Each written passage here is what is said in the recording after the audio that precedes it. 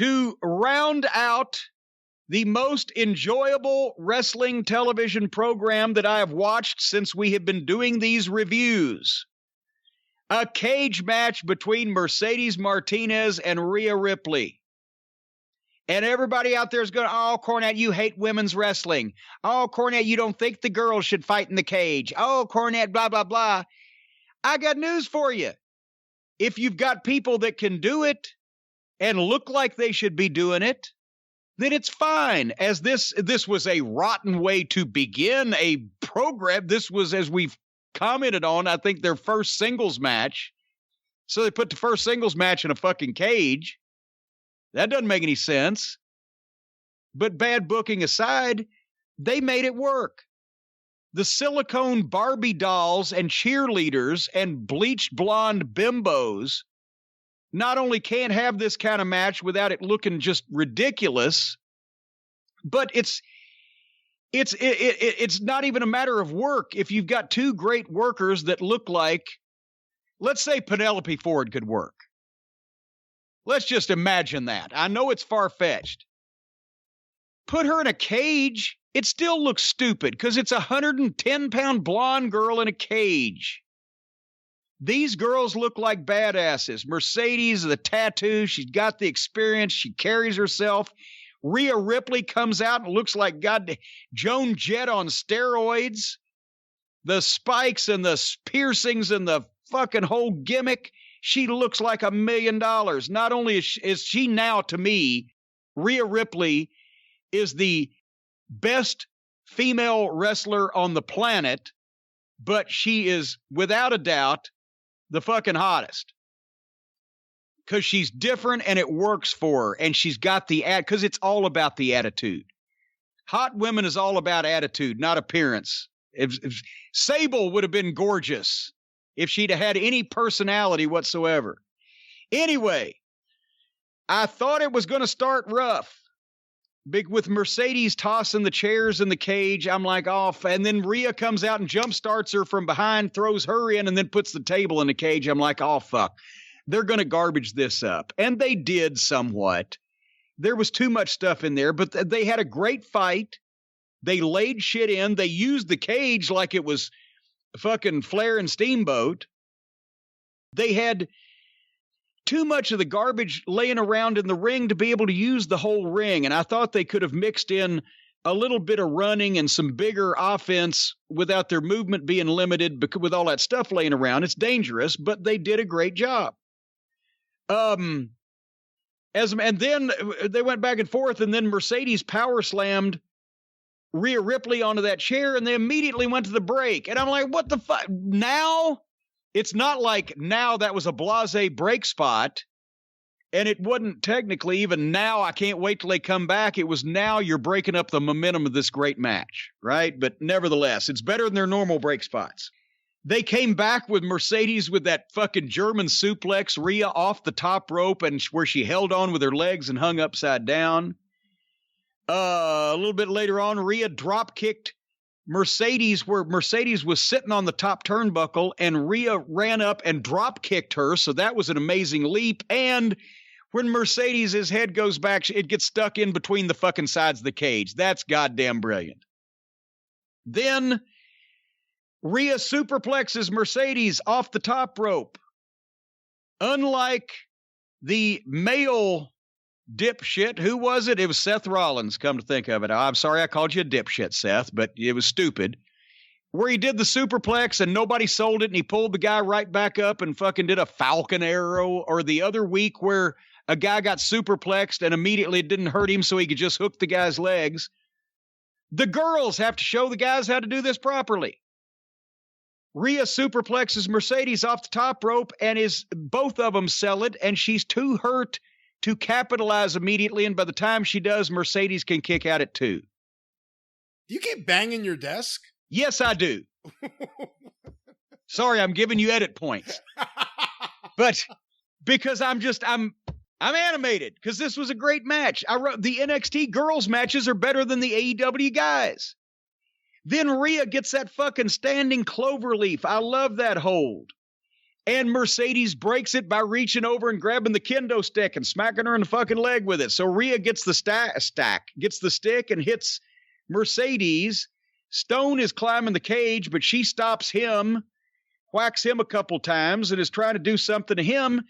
But here comes Mercedes and the big neck breaker off the fucking top. And then both of them sell it again. And I wrote at that point, I can buy these women doing this.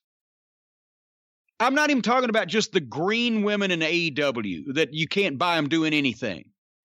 I'm talking about even a lot of the girls in the WWE or NXT. They're all so small. They're so pretty. They're so interchangeable.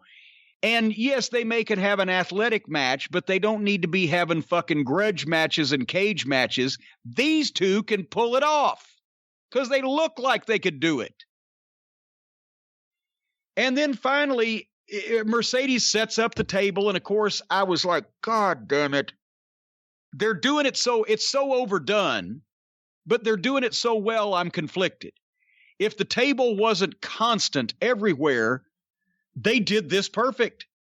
Rhea finally hits her finish on fucking Mercedes through the table, 1, 2, 3, because that's the finish. When you go through the table, it ought to be over with.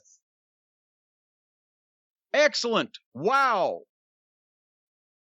Again, I wrote Rhea Ripley is the best women's wrestler in the business and the hottest. And I can't wait. If I heard Flair saying Charlotte's going to be gone a year. However long it may be, I want to see both of them on the main roster again. I want to see a rematch at WrestleMania, hopefully with people. But this was the best women's match I've seen since, I believe, Rhea Ripley and Charlotte at WrestleMania in front of no people. And the best TV wrestling show top to bottom with the occasional intermingling of the Robert Stones and the fucking Mr. and Mrs. LeRays of the world. But this was fucking great. And as a matter of fact, the commentary, I've liked Beth. I started to say Sid Barrett. I guess, he's still mourning the fact that he got kicked out of Pink Floyd. Wade Barrett, I guess that is, he's had several names, Stu Bennett, Wade Barrett. Anyway, and Vic Joseph, even though he's just a Republican-looking son of a bitch, is Vic Joseph. The announcers at least looked and sounded like professionals on this show also. You look at the other show, and yes, JR's got the name and Tony's recognizable, but you've got a fucking goof with a mask. This looks like a professional announce team, and they take it seriously because they have something they can be serious about. They're not trying to figure out a way, how can I not get any of this goofy shit on me and ruin my credibility? I thought this whole show came together. It was a great job the whole NXT hee-haw gang down there, I applaud you. I can like a modern wrestling show. I came out of that main event saying that between the way Rhea Ripley works, between the way she looks, I would be spending a ton of money marketing her if I was the WWE. Oh. She is such a star. And she's fantastic in the ring. I mean, just her selling everything she does. And she can speak. She can talk. I know she was in front of the John Moxley Memorial Fence for her promo here on the show. Well, shit, I missed that, to be honest with you. I did not see it, or I would have watched it. I must have been skipping through the commercials or something. She is the best women's wrestler in the entire wrestling business, and she's also the most marketable. If I was them, and you're always afraid these guys are going to go to the main roster, or these girls will go to the main roster, and then old Vince will fuck everything up because he has no understanding of what connects with the modern audience. But if it was my company, I'd be pouring every cent behind marketing her. She is a star. She's everything you could want in a women's wrestler. She's fantastic. But here's the thing. It's not even connecting with a modern audience and convince I'm not a modern audience, but she connects with me. I can see it.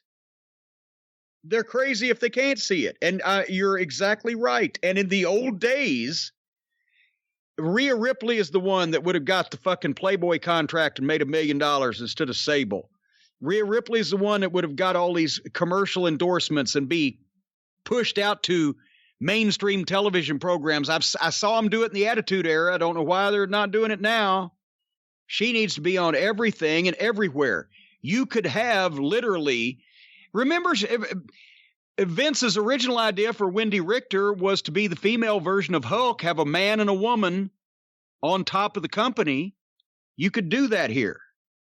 Would not be out of place. Anyway, there was NXT, boys. What do you think? Do I get a round of applause for actually liking modern wrestling? You can't give yourself the round of applause. What the hell is that? All right, well, wait, do you have any applause sound effects? No, I can give you here. People banging into the things on NXT. Now you've just given yourself 17 edit points. You gave yourself a round of applause for. Yes, I did. Well, no, it was the invisible cameramen that are here in my house. Well, there they go again. Holy mackerel! I didn't realize that everybody was so happy. They're all happy.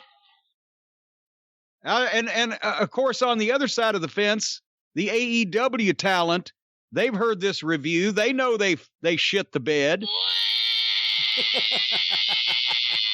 That's what they're doing right now.